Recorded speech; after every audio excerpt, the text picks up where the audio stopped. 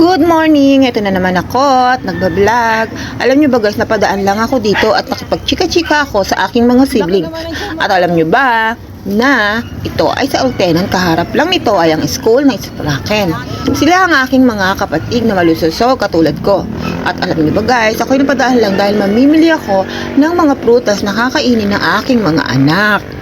At siyempre, isasama natin ang mga chika-chika na yan at makikipagkwentuhan sa ating pang-araw-araw na gawain. At ito na nga, nandito nga ako sa bilihan ng prutas. Pero, alam nyo ba guys, dahil nagutom ako, kumain muna ako ng shawarma. Ay, hindi pala, pizza pala guys. Kasi paborito ko talaga yung shawarma guys eh. At alam nyo ba guys, na masarap naman ang aking nakain na pizza. At ito na nga guys, nakikita nyo na yan? Yan ay pinagbukod-bukod ko na. Tag-iisa kami ng aking mga anak. At ako ang isa lang. Sa anak ko ay maga at hapon nila yung kakainin.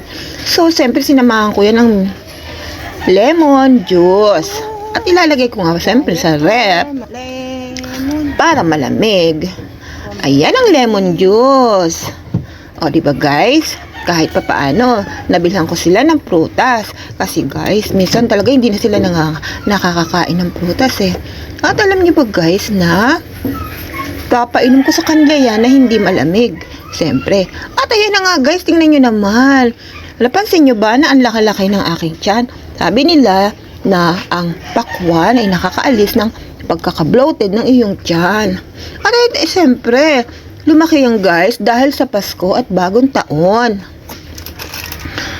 At siyempre kumain din ako ng cracker oats at pinili ko din yan para sa amin. Kasi maganda din daw yan sa health at lalong-lalo sa puso. Salamat guys sa inyong panonood.